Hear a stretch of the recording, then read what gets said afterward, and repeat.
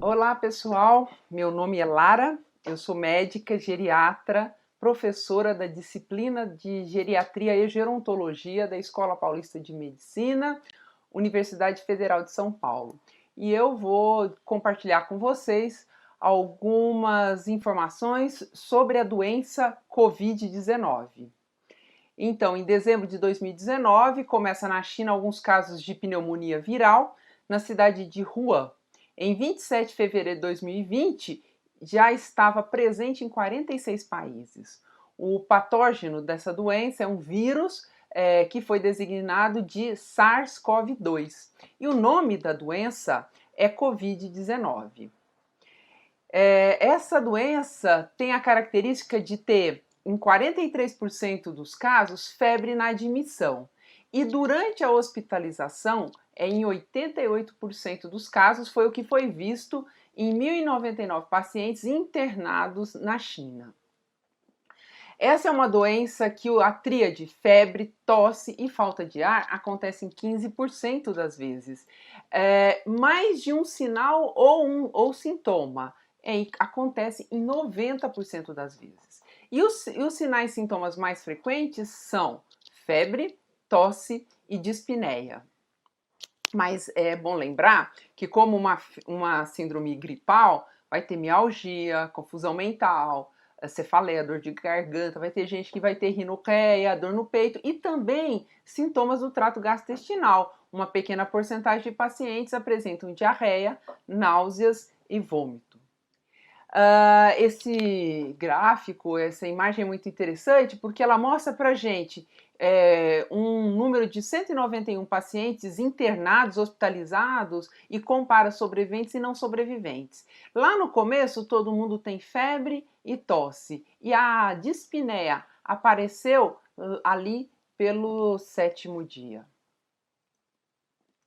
A marca mais clara no hemograma é a linfocitopenia. Acontece aí nessa amostra de 978 pacientes em 83% dos casos. E também, assim, outras alterações também acontecem. Mas o que chama atenção é a diminuição no número de linfócitos.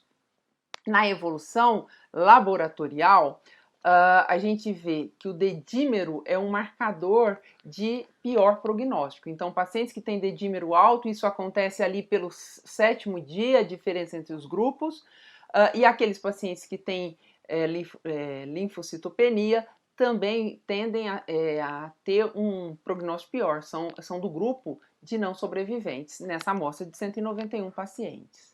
Numa outra amostra com 138 pacientes, a gente vê que ali pelo 9º dia de doença há um aumento de leucócitos e neutrófilos no grupo dos não sobreviventes.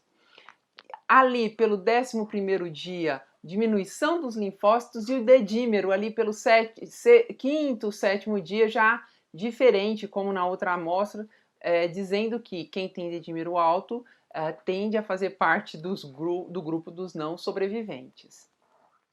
Quando a gente olha a função renal, ureia e creatinina, ali pelo 13º dia, os pacientes que não sobrevivem mostram claramente que estão indo mal e mostram a evolução de insuficiência renal. Nas imagens, raio-x e tomografia de tórax, nessa amostra de 99 pacientes, a gente vê pneumonia bilateral em 75% dos casos. Nessa amostra de 1.009 pacientes, a gente vê que 59% dos pacientes tinham alteração de raio-x e 86% tinham alteração de tomografia de tórax. E aí chama atenção a opacificidade em vidro fosco e a presença de infiltrado intersticial, focal e bilateral. Nessas imagens a gente vê assim, o aspecto do raio-x, né? Aqui nesse primeiro momento, em 6 de janeiro, o raio-x já bem comprometido. Quando a gente vê ali 4 dias depois, a piora do estado, a piora do infiltrado, do comprometimento do paciente. Aqui a mesma coisa na tomografia de tórax, porém para melhor. No dia 1º de janeiro, o paciente está com bastante comprometimento, e ali pelo 15º dia, 15 de janeiro, ele já está bem melhor. Essas imagens mostram na parte de cima o infiltrado em vidro fosco bilateral e o progredir desse infiltrado, e na parte de baixo mostra a melhora, a absorção do infiltrado bilateral depois que o paciente é submetido à oxigenação por membrana extracorpórea. Das características clínicas, em 191 pacientes, a gente tem que mais ou menos um quarto, um pouquinho mais, 28%, não sobrevive, infelizmente falecem. Destes, 48% tinham comorbidade, hipertensão, diabetes, doença cardíaca coronariana. E quando a gente classifica os casos, a gente vai ter pacientes leves, que não vão ter alteração radiográfica, os moderados, que têm febre, sintoma respiratório e já tem alguma alteração de radiografia, e aqueles graves, que têm dispneia, taquipneia e diminuição de saturação em ar ambiente. Os pacientes críticos, claro, evoluindo com insuficiência respiratória, choque séptico, insuficiência de múltiplos órgãos. 81% dos pacientes têm pneumonia leve e mais ou menos 19% são pacientes graves que precisam de hospitalização e ficam críticos. Esse é um comunicado da autoridade chinesa de doenças infecciosas, avaliando quase 45 mil casos.